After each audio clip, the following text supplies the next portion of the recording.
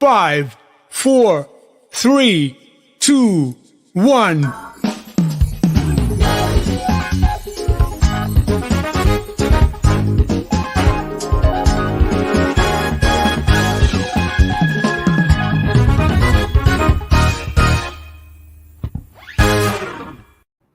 Hello, everyone, and welcome to another edition of The Gringo Show.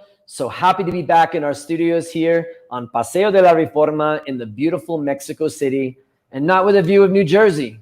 The only thing that has ever been produced in Jersey that's been good is Bruce Springsteen. And to tell you the truth, I think he's overrated. But I'm so happy you're with us. We do have a great show because we are celebrating Pride this week. And what do you think of Pride? Love, colors, music, friendship, inclusion, a much better celebration than, say, Constitution Day or a war commemoration day, not as colorful. And we have two people on the show who have been heavily involved in the community. They're going to talk about the evolution of gay rights in Mexico. We're also going to follow up on some topics we've been discussing, so stay tuned for a great show. But I'm sad tonight because there's no active U.S. or Mexican elections to talk about. I don't know, maybe we should talk about like something from Botswana or Bolivia. We can find something, but no U.S. or Mexican elections. We're going to miss candidate Alfredo Adame telling voters to bang their moms and candidates stating that hoodlum kids broke the metro. Keeping up with the Salgados in Guerrero, or AMLO talking shit about the INE like it's his ex that went through a bad breakup with him. It's like, INE is a whore who never loved me. I mean, imagine AMLO was in an intense situation where he had the password to defuse a ticking time bomb. Like, AMLO, we only have 6 seconds before the bomb goes off. Give me the password. 4, 1, 8, 3. Whoops. But the political climate in Mexico is changing rapidly as people involved are adapting to a new distribution of power. The Morena party itself did not win enough seats to even capture a simple majority of the lower house of Congress without its other coalition partners, and they lost the supermajority it once enjoyed. The president had ambitions that he would keep the supermajority in Congress and win the rest of the state legislators, 2/3, needed to make constitutional changes, and that did not happen. The president and his party lost a lot of young voters who believed he would have an inclusive administration. Middle-class voters who had been squeezed with his high austerity measures, and high-class fresas who are like, oh my God, his Instagram is so boring, I'm not voting for him. But the divide is most telling in Mexico City, where 25% of the country's voters reside. Sorry, Querétaro, you're not cool yet.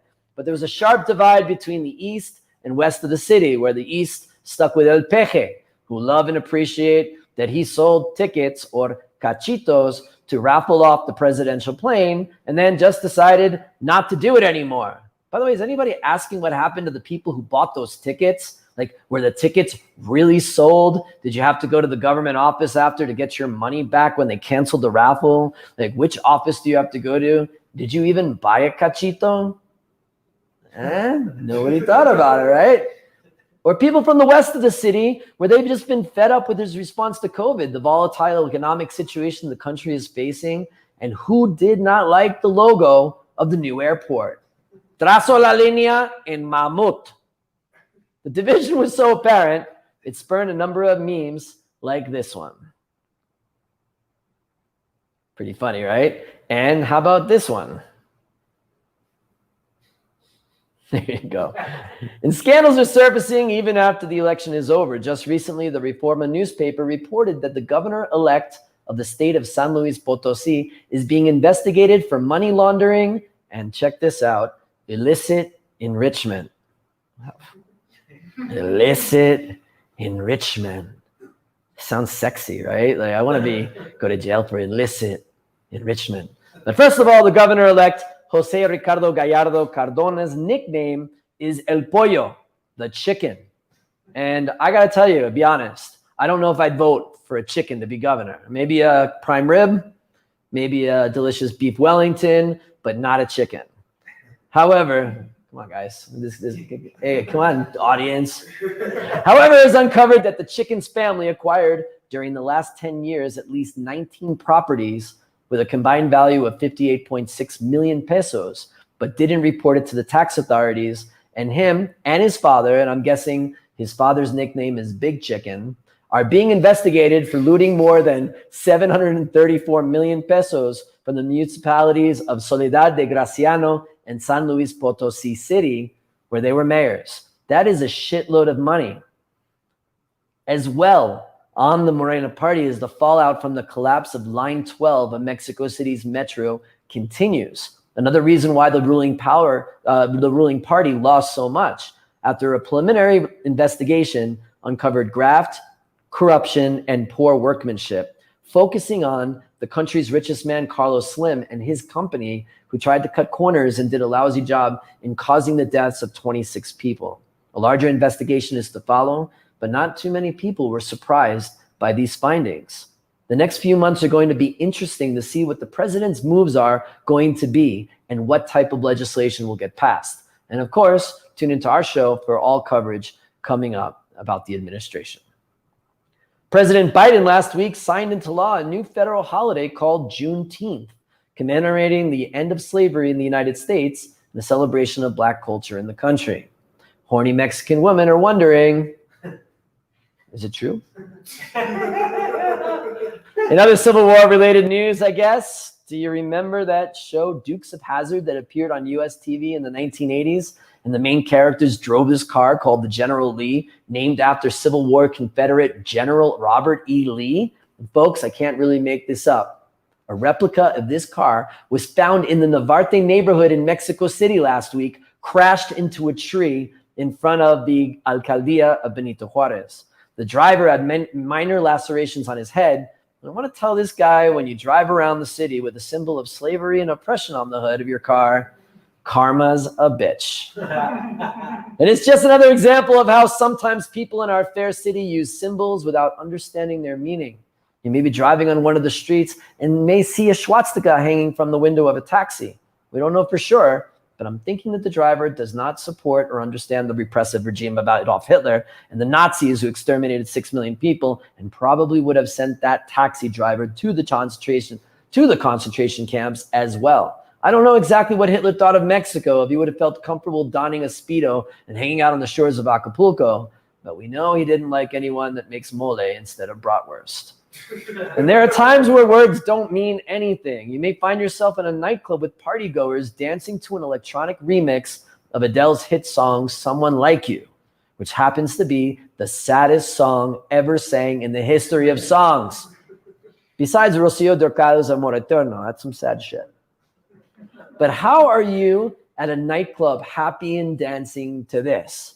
I heard that you're settled down, that you found a girl and you're married now. I heard that your dreams came true. Guess she gave you things I didn't give to you. And here's the clincher. Sometimes it lasts in love, but sometimes it hurts instead. You can't dance that shit, but nobody listens to it. Nobody cares. They just dance. So I did a story 2 weeks ago about the word puto and how I understand the connotation in Mexico. We just don't take too many things literally like they may do in other countries. And it's something people say. And I said this on TV and I got schooled by my guest from the Woodrow Wilson Center, Duncan Wood. Take a look. First of all, Dan, I got to challenge you on something. I'm going to call bullshit on you, okay? You said earlier on that the whole puto thing in the Mexican soccer games is something that comes from the United States. It's like values from outside. It's not. This is a conversation within Mexico. This is something that a lot of people feel very strongly about. They find it highly offensive. And I was totally in line with that. I understand it is very inappropriate and it should be banned. The point I was just trying to make was that sometimes people say it without meaning, like the examples I mentioned above. Doesn't make it right, but do you get the point? So in response to the conduct of fans in Mexico's Nations Cup finals against the US earlier this month, FIFA levied a hefty fine on the national team and will ban fans from their next 2 international matches. Will it fix the problem? I hope so, because we should just be focused on the telenovela of soccer, of watching unhurt soccer players cry in pain when they're just trying to coerce the referee to give their opponent a yellow card. I mean, I like soccer, but the referee arbitrarily decides how much injury time and when to end the match. Can't compute that as an American. Doesn't make sense. And I hope the 2-match ban works. I hope we can instead maybe yell, "Hey, frutos," to promote health. Or how about gluteos to promote good butts? I mean, but I'm pessimistic. But just to this point, it's just to take a deep breath on this, and hopefully it will be resolved. But June is happy and colorful month. It's when we celebrate the LGBTQIA plus community, which stands for lesbian, gay, bisexual, transgender, queer, intersex, and asexual, or what Mexican soccer fans call whatever. Fill in the blank. And this year, people all over the world have adopted a new flag that features black and brown stripes to represent people of color, and baby blue, pink, and white to include the trans flag in its design, a wonderful symbol of inclusiveness. And it's been amazing how fast this new flag has been adopted.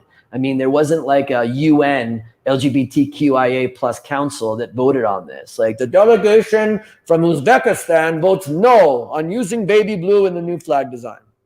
That didn't happen.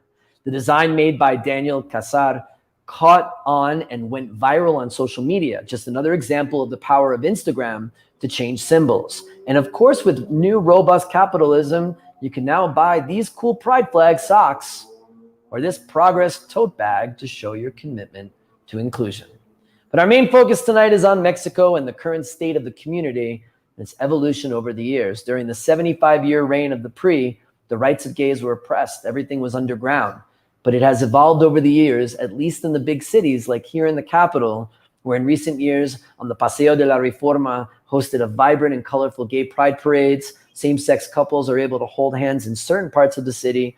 And also, you can run for and be elected to office. A lot of progress has been made, but like anything, there is still a ways to go. Joining us are activists Héctor, Penunuri, and Angel Candia to discuss this further.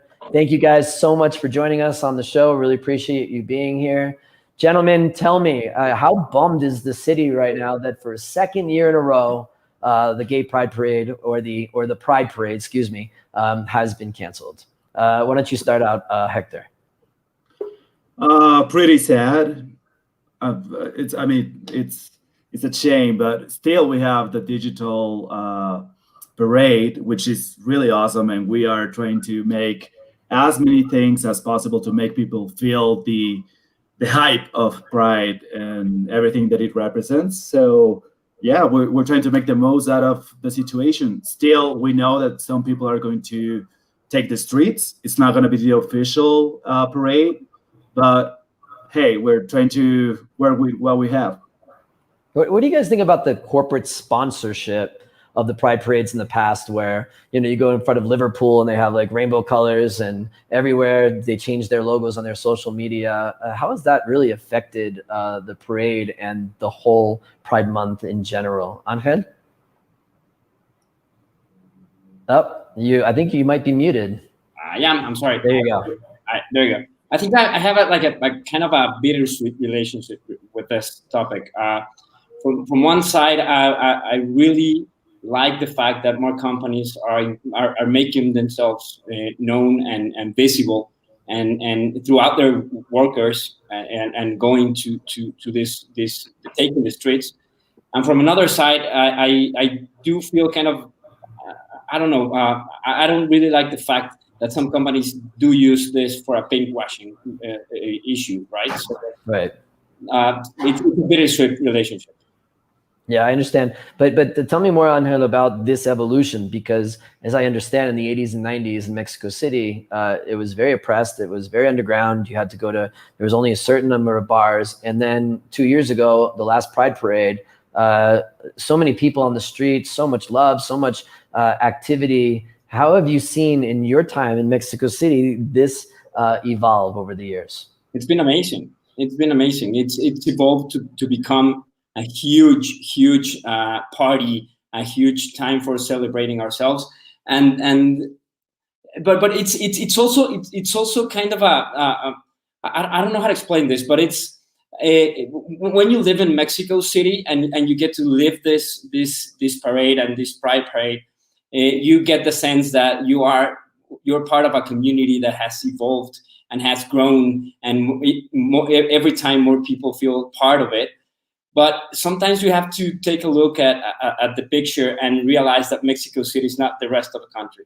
So while we get the chance to live here in Mexico City, is not what happens usually at the rest of the country. So I guess it has evolved to become a really interesting event, an event that the times that I had the opportunity to go, it's a really festive party. It's a place where you can be yourself, and you can and there's a sense of brotherhood, and it really interesting. But don't forget that what happens here in Mexico City don't usually happens at the rest of the country. Right. Yeah, we're in a bubble. Like maybe in Guadalajara, there's a small community, but we understand that it's something very different and very special here. Hector, tell us more about how you have sensed the community during this pandemic. We all know that a lot of people in the gay community may have had, their family is the community, and spent a lot of time in the pandemic together. I know there was larger numbers of infections in COVID. And how is the community doing today based on a really traumatic year and a half? Well, it has been challenging for sure. Just recently, we awarded a nonprofit called Casa Frida, which helped the young LGBT people that were people that were thrown out of their houses because of their sexual orientation, and they have been working with them, allowing them to stay there and feeding them and just helping them out through these rough times. And that's the reality of so many people. They've been stuck in a house, so it's been tough. Also, regarding HIV, which is our main focus at Impulse, where I work, just going through a pandemic like this is making people aware of what a pandemic looks like, and HIV also being a disease that has been around for so many decades now, and people are just being aware of what taking care of yourself means, and just wearing a mask maybe equals wearing a condom, or just having a healthy lifestyle. So yeah, I think we are learning a lot from this pandemic. Absolutely. Right.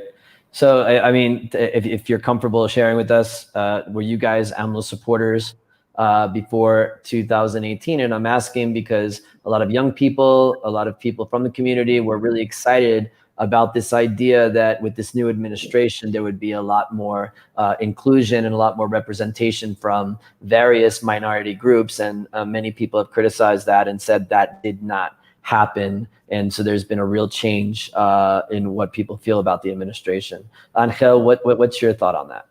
I myself, I haven't been a supporter of him at any time, although I recognized the fact that it was important to give him and the movement a chance.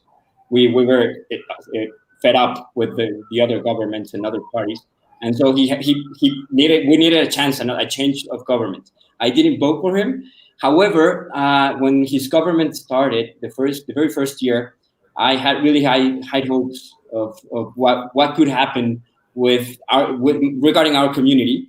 On May 17th, the very first year, and May 17th, there was a really important moment in which an activist, very known here in Mexico, gave a speech from the morning press conference that the president has every day, and things sounded pretty awesome and pretty new, because we were having at last this really big microphone to speak and talk about our issues. However, from that point on, we haven't heard anything else from the government, and I'm very worried about what's happening with our community, and especially regarding treatments for HIV, for people that live with HIV. So things are not looking good for the community right now. Hector, what's your feeling on this? I did vote for him. I did vote for a change, and I'm seeing some changes.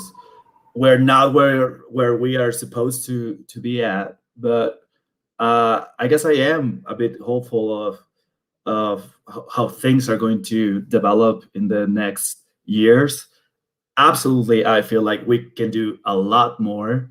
But I'm seeing some very incredible changes in some other states, just legalizing same sex just recently, 2 states. I'm not happy with some of the decisions of the current party in government, but to be honest, if you see the numbers of the voting in these states, the other parties voted against by just leaving the room, and just the current party was the one in charge of just making these happen. So I guess those are minor changes, but are huge wins for our community. So I guess I'm a bit hopeful. Yeah. Right. What would you guys suggest if you were to talk to the government or be part of it? What would be the number one thing that you would insist the administration to take on? I guess I would say, I mean, I agree with Héctor that there has been some changes and good things in some states in the country, but I think they're in spite of what the president is working on and working for. And I guess what I would say to the president and his movement is that our rights are not a matter of public consultancy. He thinks that they are, and since he's not really ready to go for our rights and make our rights a reality in the whole country, he's actually thinking about going and asking the public, the population, if they agree with giving our community rights, and rights are not voting. So I think that's the main thing that I would say to him. You're wrong. That's not the way. Rights are gay rights are human rights, and they should not be up to consulting. Right, absolutely. And it's interesting that, I guess with weed legislation as well, that, if the government says they support it, but 70% of the country is against legalizing, and I'm wondering how that feeling is as well with gay rights. And what you had mentioned before, Angel, is that outside of Mexico City, it's a different story and how people feel. Héctor, what would you say? I will say stop having these allies like PES, for example, Encuentro Social, which makes no sense. Supposedly they are the left and they're very progressive, but then they team up with people that are the complete opposite. So it doesn't make any sense. It doesn't resonate with, at least with me, and I guess with the community, it doesn't make any sense. And also, I will say, you're not in campaign anymore. Like, you need to start like being a president, you're not running for anything. You already won. So yeah, that's what I will say. And speak louder and faster, please. Exactly, that's right. Hey, listen, thanks for switching gears a little bit for something less serious, but it is Pride weekend. We know that a lot of things have been canceled, and probably not a good idea for people to get together so much with COVID cases on the rise with the Delta variant in the city. Mexico City went to a yellow light situation on Monday, and this is because there's some serious reservations about how COVID is doing with such little part of the population vaccinated. However, if you are vaccinated or you're feeling safe or whatever, and for the law, what would you do this weekend? What's coming up and what's going to be fun? Héctor, why don't you start off with that? Definitely watch the digital parade, which is going to take place this Saturday at noon. It's going to be all over social media, in open national television, Canal 11. It's going to be super fun. We prepared a lineup that is going to be amazing. Tom and Collins are playing. Stephanie Salas is doing a comeback. We have so many artists performing, and we also have so many actors from the LGBT community just being there, presenting, and just talking about the whole diversity of topics that englobe like being a member of the LGBT community. So it's going to be super fun. Have parties at your places with your friends, with a small group, and just make the most out of it. And if you're going out, just be careful, take care. I mean, it's going to happen. So yeah. Just imagine how Pride 2022 is going to be, right? It's going to be Angel, what's your suggestion? My suggestion would be probably the same. Watch the digital parade. There's a lot of effort, a lot of love put into it. People that have been working for months for this to make it happen. So let's regard their work and watch it. And if you feel like going to the streets, I think it's all right. It's probably a time. It's not a time to stay quiet. It's not a time to not do something. So if you're gonna take the streets, take the streets. Be careful. Take care of yourself. Take care of everyone else in the streets. But make sure your voice is heard. You have to have a purpose. It's not just it's partying and feeling festive and happy about what's happening. It's all right and it's part of it, but it's not a lot of it. You need to have a purpose. You need to know that you're taking the streets for something. And let's give that day a purpose. Are you expecting that? Are you expecting to see large crowds of people in certain areas this weekend? Probably, yeah. I think I don't know if it's really large crowds, but yeah, probably.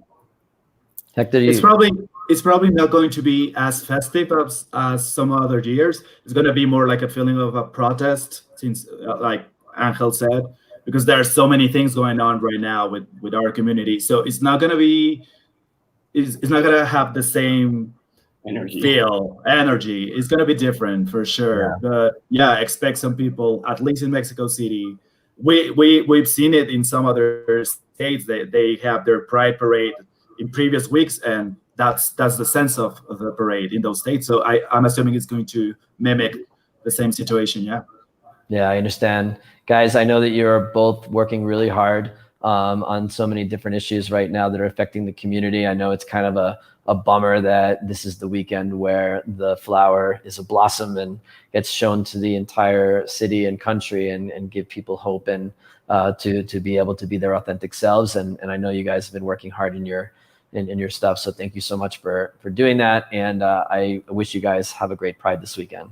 Thank you so much. Thank you. Thank you, Duncan, for having us. You were really great. Yeah, of course. All right. Yeah, thank you.